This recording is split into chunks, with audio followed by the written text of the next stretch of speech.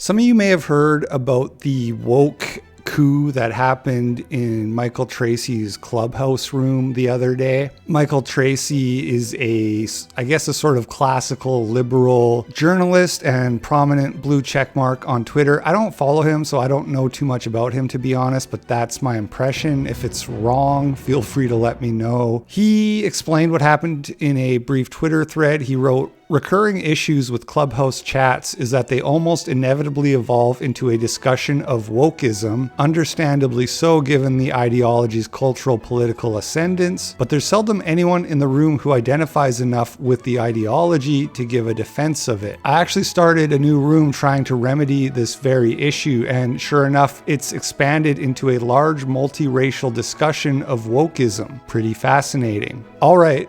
They somehow launched a coup and booted me as moderator and then ejected all white people from the speaker stage, LOL. And now it's been declared that the room was violent all along. Amazing." What Michael Tracy leaves out of that thread is that they also were demanding people Cash App or Venmo them money. So this is pretty incredible. And when I saw it, I was curious if there was any recordings floating around of this. And it turns out there is. Somebody recorded about 5 hours and 20 minutes of that clubhouse room, including the entire coup. And they posted it to YouTube. So I've listened to the entire thing start to finish. It wasn't easy, but I do it because I love you guys. And I've made notes of some of the highlights I want to play for you and talk about. And so that is what we're going to be doing today.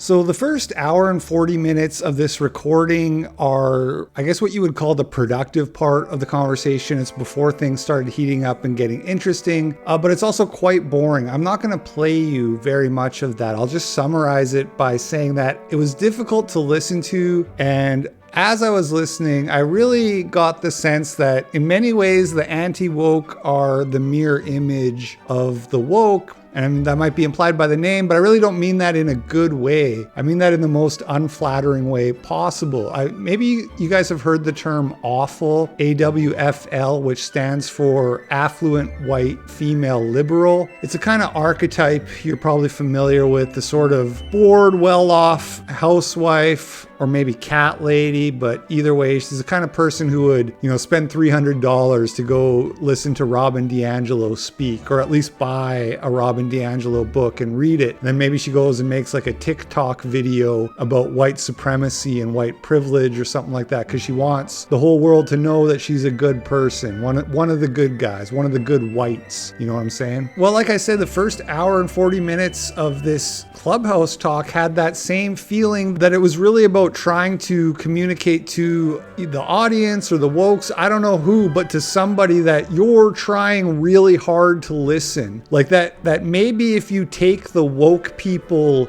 seriously enough, they'll feel like somebody has finally heard them out and then realize the errors of their way. And this seems like to me a pretty misguided approach. As far as I'm concerned, the only thing the woke crowd are good for is abject mockery, ruthless round mockery. That's all you do with these people. You don't take them seriously because that won't get you anywhere. But that's what they were doing. They were trying to take them seriously, and it was very boring. It reminded me of some of the old Occupy Wall Street stuff where it was like everyone is equal, so everyone has to have a chance to talk, and we're gonna treat everybody with respect, even if they're boring, even if they're just rambling about their personal subjective opinions, which are gonna do absolutely nothing to drive the conversation forward. But it's so important that everybody feels like they're getting heard. Okay, I'm gonna play you a little bit of what I'm talking about right now. Hi guys.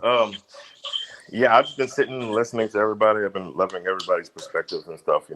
I tend to like, I don't know. I tend to like, my views tend to like line like in the middle, like pretty much on everything. I kind of almost find myself being a minority in like this current like society where everything is so polarized and like pulled.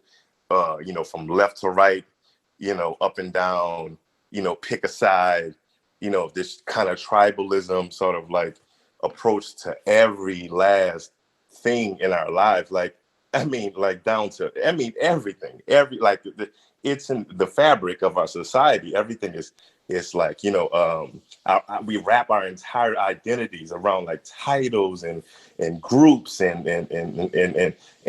we follow everything under the guidelines of that particular title or group.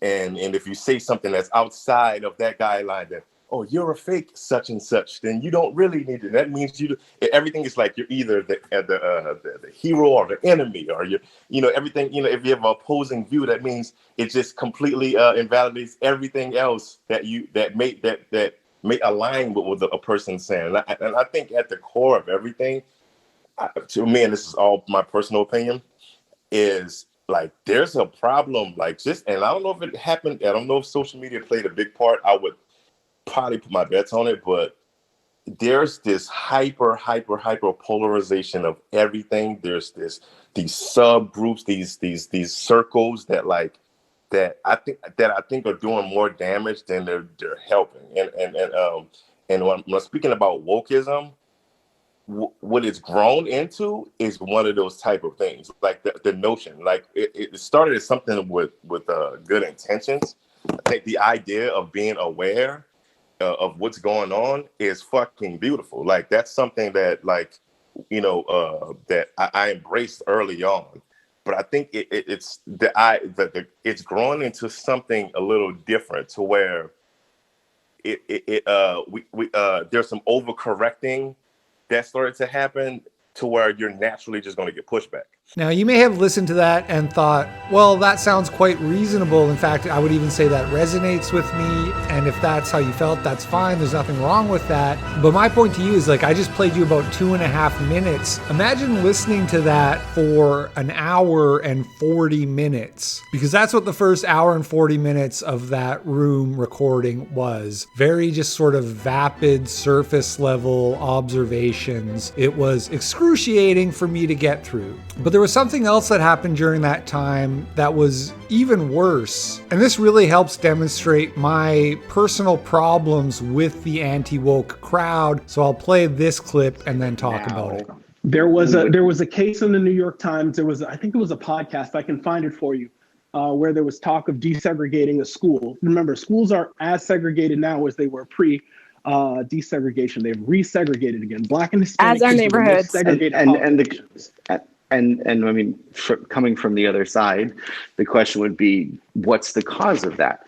Is the efficient cause of that racism, some kind of racial discrimination, or are there other causes? Could we look and see in those communities socioeconomic factors? For example, the contention on the anti-wokeist side is not that there are not real harms being done, real harms even being done in the name of racism. The contention is instead that it does not form the primary explanation for disparities in progress. I have an almost Pavlovian reaction to the word socioeconomics at this point. I cringe when I hear it, because whenever people start talking about socioeconomics, it always feels like they're exercising Orwell's Crime Stop. They're trying to offer a politically correct explanation for something that they don't want to have to think about too deeply. There was a debate between Vosh and a guy named Sean, or Actual Justice Warrior, and they got onto the topic of black crime statistics in that debate, and Vosh kept saying socioeconomics over and over and over, like it's this incantation, this mantra that you can use to explain things like that. And I got the same sense from the anti-woke guy here, and that's what I'm trying to get at, is that when your arguments start to sound like Vosh's arguments, it's probably time to do some self-crit, as they say. Now, tons of studies have shown that segregation is maintained across socioeconomic status, especially between blacks and whites. The segregation tends to reduce with SES more between whites and Asians, or whites and Hispanics, than it does for blacks. And there are some other studies that have shown that it reduces with SES. But long story short, SES can really not explain this segregation. There's clearly some amount of self-selection that is happening here. This is an effect that anybody who has their eyes open can observe out in the world, which is why a woman named Beverly Daniel Tatum wrote a national bestseller titled Why Are All the Black Kids Sitting Together in the Cafeteria? Does the anti-woke guy think that that's because of socioeconomic reasons? Anyway, I'm just going to play you guys one last clip of the pre-coup part of the conversation. This is when a real Kang named Akon comes in and starts dropping some knowledge. Yeah. Yes, let's go to Akon, please. I know he's been waiting for a while. Okay, I wanted to speak to Andy's thesis on socioeconomic and educational implications of why Black people have not done this, that, and the third. Republican Black congressman just, stood up in front of Congress and said, he was driving to the Capitol and a policeman pulled him over and gave him a ticket for not putting on his left turn or right turn signal far enough ahead of the light and gave him a $150 ticket. That is the socioeconomic educational experience of people who, for some reason, have to deal with this, but I don't know how you explain that away. Also, what I want to say relative to the title of the room, we're living it in real time because the term wokeism is disparaging, okay? Because we're living in a country where Black people somehow are trying to get woke. Black people are not coming woke. They're not trying to get woke. They've been woke since they landed on these shores. As a matter of fact, some of these people brought Europeans to these shores. I'm Moorish American, okay? I'm direct descendant from the Egyptian culture, which is not Egyptian, it's Kemetic culture. Look, I wish that other woman was in the room. I wish the other one was in the room. That was. Oh, well, I wish he was too. So you're saying you're Moroccan, bro? Excuse me. I wish he was too. Let me finish up. I'm going to be brief. Okay? So here we go. We're living this in real time. The problem with this term wokeism and people trying to disparage what being woke is what's happening from day one, is to obfuscate the situation, is to blur our accomplishments, is to blur who we are and what we've done and what we've contributed to this culture and to world culture, okay? That's why we're just learning out. Listen very carefully. The world is just learning that 40 years ago or 50 years ago, the Black female computers got the Caucasian into outer space. We're just learning. Why is the world just learning that? Because you want to obfuscate what it is we do on a daily basis, and you're doing it right now, okay? And to the woman who called herself an Egyptian and said that we were not Black people, no, we're not Black people, we're Asiatic people. What? I would say to her very, very clearly, I want you to go back into those tombs, okay? And I want you to show me one camel on those tombs, because there are no camels on those tombs, because you are nomadic people who showed up way after that culture had devolved, okay? I don't have anything to say about all that. I just thought you guys would enjoy it. Now I'm just going to play the last part leading up just before the coup. There was a woman who was giving this really heartfelt monologue about her experience of racism in college and this and that, and how it taught her that systemic racism is real and all this. And Michael Tracy tries to jump in after to respond to it, and everybody tells him to shut up because they think he's been talking too much. You can hear the sort of frustration of the woke starting to mount at this point. And we've done amazing things in our life despite of the world the way it sees us. So that's the challenge, is that we're having these conversations. They're two separate conversations, and we're not really listening to somebody else's story. So for me, after all these years, Michael, can I just jump in? Michael, Can I just jump in? Michael, Yes. You've been talking too much. Michael. No, I'm not trying to talk too much. I really just want to make a need to main stop point. talking. Other people No. Yeah, I thought that we actually got somewhere. You and I think we got your point. Michael. Yes. Can you do me a favor? Michael, Sure. can you do me a favor? I wanted to bring Andy back in because Andy said something that really, clarified and crystallized something that is germane to this problem that we're dealing with, okay? And what Andy said was that, the reason why Black people are not advancing in the culture has, it has nothing to do with the socioeconomic this, that, and the third. And Ewan actually had crystallized it because Ewan had lived it, and he knows what he's talking about. So what I'm talking about is how white people or people who do not have to identify under these umbrellas of racism, somehow come up with the fact that, oh, this is not the reason why Black people are not advancing in the culture.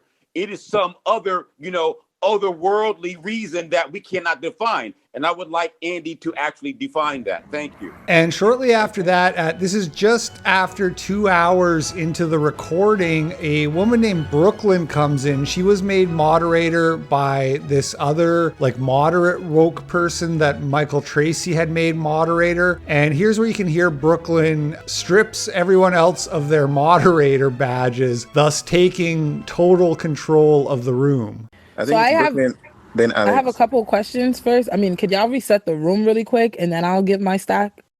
The moderator said they don't want to reset the room. So wait, go ahead, Brooklyn. I mean, just to clarify, I mean, I don't know exactly. I mean, I'm still a little bit new to Clubhouse. So I'm not sure exactly what you can read reset the room means. PTR, Michael, if you have any problems with how to moderate. I think the moderation has actually been fairly smooth. I mean, correct me if I'm wrong, but you're wrong. Let's just go. I mean, because I just walked in and I raised my hand because people were talking over each other when I'm looking at Tommy's PTR. You've done quite a bit of talking over. You can read Tommy's PTR. I literally didn't talk. You guys literally couldn't even hear me when I walked in. Go ahead. All right, well, just go ahead. Go ahead. Yeah, just go make your point. All right, so a couple things that I had an issue with, right? I guess in the beginning it was the wokeism thing. That was a bit confusing to me. I didn't necessarily understand. And yes, I just took this fucking room over. I don't know what the fuck y'all thought y'all had going on. Period. Anyways, let me say, for one, I don't know why you white people in here talking about we all had the same foot. You're fucking delusional. Don't use the word wokeism. Don't use woke. Don't use any of our dialect, okay? It's not for you. I don't even understand why y'all let that white man in here with that bullshit. Moderators was muting me while I was up here. They didn't want to reset the room. I'm already seeing this racist on the walk-in. What's going on? Can somebody reset for me? What's happening? Period. I don't know what's going on, Brooklyn. Brooklyn, I don't know who you are, but I love you. I don't know. Also, I'm confused. How did you become hey, my niggas here. Ray, Greg, what's poppin'? Yo, get my niggas up here. Brooklyn, this is the third time you've done this. If you're racist, get the fuck out of here. So Ellie is an op. Okay, Ali's in the audience. Who else is an op, y'all? First of all the whites to the audience. Okay, all the Caucasians to the back immediately. Come on. Don't do that. Can I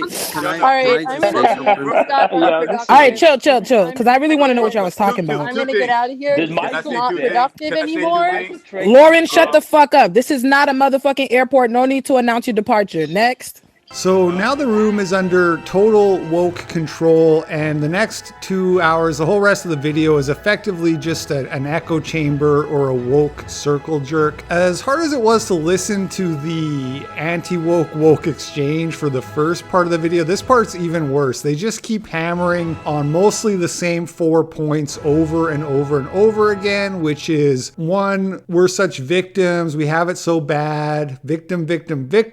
2 is send us money. They keep repeating over and over and over throughout the whole 2 hours, maybe 50 times, send us money. The third point they kept saying is don't say woke because that's a black word and white people aren't allowed to say it. And the fourth thing that I kept hearing over and over again was no one listens to us. When we talk, you guys don't listen. So I'm not going to play any clips of that stuff. You can just take it for granted, but there was a couple other interesting things that happened. One thing I noticed after they took over the room, something they immediately started doing was calling out the people who had been part of the civil exchange and mocking them or insulting them for effectively cooning. I mean, that word was literally used at one point. So I've been a while, and it's just kind of so there was a question that was posed. Let's start first, Isaiah. You were in here cooning. Why was that, sir? No, there was no cooning going on. What happened was I was telling was he cooning? Because that's what y'all said. There were several other examples of that where people were mocked, called things like token, etc., because they were talking to the white folks. I have a whole bunch of clips I noted that I'm not going to play at this point because I want to keep the video to a reasonable length. But shortly after this part, a lady came in and asked a good question, which was kind of like, what is the line? Are you allowed to talk to these people at all without being a coon? Which is a good question. But what was interesting or sort of telling was that she prefaced it by saying, I agree with everything you guys are saying 100%, which I thought was really telling. There was sort of you could sense the kind of fear or the sort of walking on eggshells around Warlord Brooklyn, nobody wanting to get on her bad side. But anyway, we'll just jump ahead to the last bit here, which is when your boy Brett Weinstein shows up and thinks he's gonna have a reasonable discussion with these people. Let's see how that goes. Okay, can we speak to the fact if you are anti-wokeness and the progression of black people? Do you believe in white supremacy? Do you believe in white privilege? Are those sentiments that you stand by? People here are saying that you have spewed racism across this app, so can you speak to that? And transphobia. Yesterday he was defending the binary. Wait, why was Dio down in the audience? What happened? Yeah, what happened? I think they left. Oh, they probably moved themselves. Go ahead. Can I ask something of you before I answer your questions? Did you answer those questions? Do you support white supremacy? Are you anti-racist? And transphobia. Okay. I'm happy to do all these things, but I would ask you to try to listen. Listen, white man. We're in charge here, okay? We asked you some questions. You can answer them or you can go. So Brett, here's the problem, Brett. It's the same thing if I was to ask the president of the United States, the previous president, when I asked him. Gerald, we're not even gonna do that. He knows exactly what we asked him. Brett, are you anti-racist? Are you transphobic? Are you anti-black? Like, give us the answers right now and quickly, or you're gonna get off the stage. Sure, 100%. But let me correct something Marcy said first. 100% what? Are you 100% anti-black or are you 100% anti-racist? What's going on? Okay, I am 100%. I don't even like the way that he had made Marcy explain what was happening, or he tried. No, I just wanted to know. Look, come on. Can y'all please stop trying to let this man wiggle out of the answering the questions? Go, Brett. Okay, first of all, I'm not a classical liberal. I'm an actual liberal. Okay, far left, have been my whole life. I am thoroughly anti-racist by any normal definition, but I don't like Kendi's definition of anti-racist. That doesn't make sense to me. I am not by any stretch of the imagination a white supremacist. As a matter of fact, I'm not even sure whether I qualify as white. I'm Jewish. It's a different thing. My people have been persecuted by Europeans. You are, Brett. You're just spicy white, but continue. Okay, fine. I'll take that. I don't think it's a simple issue. And to be honest, was there a third question on the? Oh, am I transphobic? Are you transphobic? I am not the least bit transphobic. As a matter of fact, I Can you was stop a right there? professor. Can you stop right there? Protecting trans rights has nothing to do with negating the sexual binary, and it does not require any new pronouns. Those claims are instead about wielding power over others. Because it is asked in the replies, they, them is not helpful. That is again about power. He, him, and she, her are all that is necessary. So I'm confused. Why are you up here saying you're not transphobic? Very simple reason, which is that in every interaction I've had with trans people, and it has been many interactions, simply figuring out which pronouns are preferred, whether it's he, him, or she, her, has been absolutely sufficient, right? We don't need to make up. You've not met every trans person. You haven't met every single trans person. No, you're right. Brett, Hunter, go ahead, we were Hunter. on the panel together last night. Do you remember me? Yeah. Oh, Brett. I did, yeah. Of course. So you're saying that having to use they, them pronouns is not within your capacity because you feel like he, him, she, her pronouns are sufficient enough to cover everybody's gender identity and how they want to be identified via pronouns. Well, let me just say, I'm an evolutionary biologist. I'm very interested in how language actually changes. Say again? A eugenicist. That's what you mean as evolution. No. Those are the same thing. It's not the same they're thing. The same. They are the it's same. Not. It's not the same thing. In fact, one of my. Argue that here. You're not about to try to wiggle out of that. I'm not trying to wiggle out of anything. For eugenicist. Yes. I'm not trying to wiggle out of anything. Look, racism and genocide are products of evolution. I don't favor them. I recognize that they emerge out of evolution, and part of what I want to do is help people to understand why that is and what we can do about it. Okay? That is simply... Okay, so I want you to like be able to explain that, but I just want to be clear. Last night when you were naming things that I clearly identified as transphobic, and that other folks did too, you pushed back to say that biology was something that was important, right? But now this sentiment around pronouns actually reaffirms the narrative that there is a particular investment in how you want to move culturally transphobically, where you actually literally want to actually remove people's agency and what feels affirming to them in their gender identity, but just even in their own affirmation at all. So Brett, you agree you're transphobic? No, I don't agree that I'm You're a transphobic. scientist and you used anecdotal experience to justify your view on pronouns. You're a scientist. Like, just because someone has only ever eaten hot dogs doesn't mean that hamburgers don't exist. And if hamburgers can see your statements, then why are you making them? And Look, we also cannot remove science as a part of transphobia. Evolutionary biology is a means to spread scientific transphobia. Those two things are linked. Science as an institution was built in transphobia and anti-blackness. So you saying that you are an evolutionary biologist does little to claim eugenics was also a field in science. So your claims do not push the fact that you are not transphobic. That's still a transphobic position to take. It's not transphobic. I'm interested in seeing trans people How can you protected. say that something is not transphobic when people are literally telling you that it's transphobic? Like, the privilege. It's like the privilege. So I don't understand how you think this works. Okay, we can have a disagreement. We can have a disagreement about whether or not I'm transphobic. You sound like my No, we can't have a disagreement. So Brett, Brett, you're gonna have to go to the audience and you need to cash up everybody up here $1,000 for you coming back up. Next. You know you got it. Shit. No disagreement. You started the conversation off saying you weren't a white supremacist, and you completely started talking points and anecdotes. Like, you don't really look at that as being a white supremacist. He's used to talking himself out of shit. Oh my God, I thought it was on mute. He's like, if you stand up white supremacy, you are a white supremacist. And that's what we just let you speak. And that's exactly what you just spewed, white supremacy. I also think that, okay, so within my studies and within my experiences, right, I do want white people to reject whiteness because I want them to be anti-white. However, within this, within the context that he brought it up and being like, oh, I don't even consider myself white, I consider myself Jewish. That's how I know that he's full of shit. Because when you truly reject whiteness, you really know that you are a white person and you know the ways in which your whiteness is violent and the ways in which your whiteness has been commodified in this country.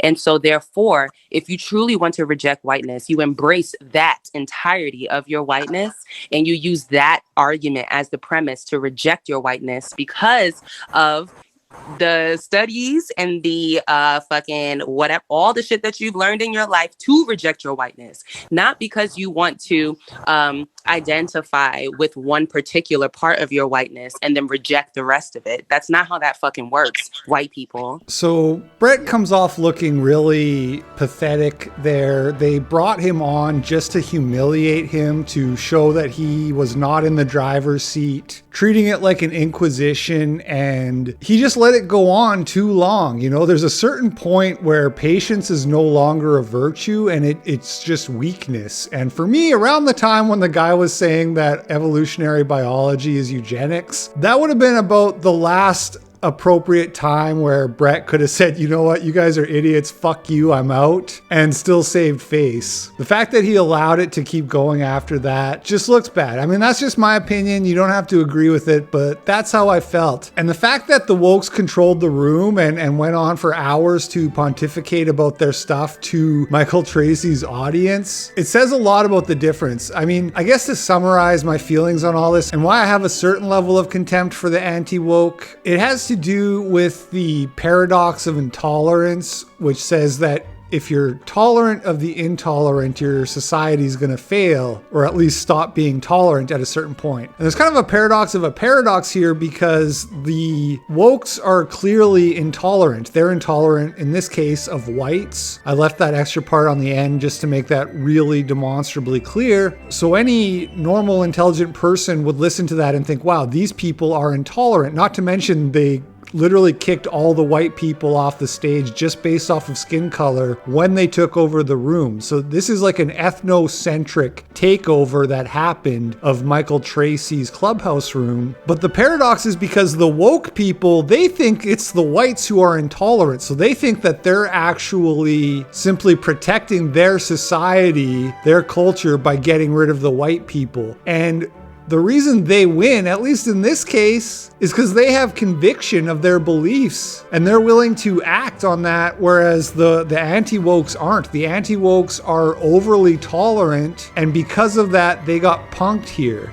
They got punked, not just because of some technical misunderstanding of how the moderation works. That's something that can be forgiven. But the moment they decided they wanted to try to have a good faith exchange with people who hate them, they were punking themselves. But, you know, maybe it was worth a shot. I don't know. What do you guys think? Are we going to talk our way out of this problem? Are we going to find some common ground with these people? Let me know in the comments. Thanks for watching, and I'll catch you all on the flip side. Peace out. Let's have a chew. Now when I count three. That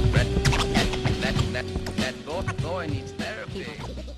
I've seen a lot, and it used to blind me. Was it real, or just a dream? No, you cannot miss what you have never seen before. But deep inside you know there must be more. You cannot miss what you have never seen before. But deep inside you know there must be more. And as I left, no one tried to stop me. So I learned I was always as free as I wanted to be. I was always as free as a bird. And I was gonna get up here, right? And it's like these white people were silent, but when the room hijack took place and the white people were kicked off the stage or being kicked off the stage, now it's voice trembling, this is unproductive and I'm leaving. And white people always feel like if they're leaving, that means the worth or the value when a place is going down. Bitch, we were waiting for you to hit the door. Like, I don't know what your problem is. Like, yes, this is Clubhouse. Yes, this is an app, 100%, but you don't think that you're about to be playing in my face over something that I literally go through every single day, something that my people get killed over, and you gaslight me, making me feel like this is not serious, right? Then you taking it a step further and going on Twitter and going on a mocking parade, trying to act like we, you know, actually harmed people when we were the ones being harmed. Leave out the fact that you are letting white people interrupt black people, but then you're only going to talk about how we hijacked the room, how we quote unquote stole something. I can't steal shit from you when you're the one being violent and I decide to stop your violence. That's not me being aggressive. That's not me being a bully, a tyrant. That's nothing. What that is me reacting to the violence that was inflicted upon me. Even when I got up here, they tried to say something along the lines of, you're interrupting people. And it's like, no, I was trying to make sure that Gerald was finished speaking. And if y'all couldn't even hear me, how am I interrupting people? Like, let's make it make sense, right? And it was just like the whole way they were talking to me. And I had like kind of just walked in at the moment. I was here earlier, but I left. But it was like, okay, just say your point. Like, hurry up, just talk and go. Like, I did not like the vibe at all. I commend y'all for staying through the conversation and like, you know, going back and forth with them, because we need to let them know there's always going to be resistance to anti-blackness, to racism, whether it's on an app or in real life. Like, you might get punched in your face dealing with this shit and these rhetorics out in the real world. And I feel like hijacking a room is, that's like, you know, kind of an equivalent, whatever. But You know, it doesn't even really come close to what could happen. And I think that's something that y'all are not necessarily mindful of. A lot of non-black people, y'all get in positions or y'all have certain status where you feel like you're really above certain things. And let me tell you, you are never above me. I don't care if your government still considers me 3/5 of a person. I'm 7/5 a person, baby. I'm unmatched, okay? Unnatural, all of that. So please do not ever try that. Do not ever disrespect black people when the title of your name is created by black people. And the whole woke thing, like, I don't even understand. Like, are we not supposed to, like, fight for our liberation? Now you're mad that we're banding together or we're trying to have conversations to free ourselves from your bullshit constructs that have continuously oppressed us. Now we tripping? Now it's a cult? Okay.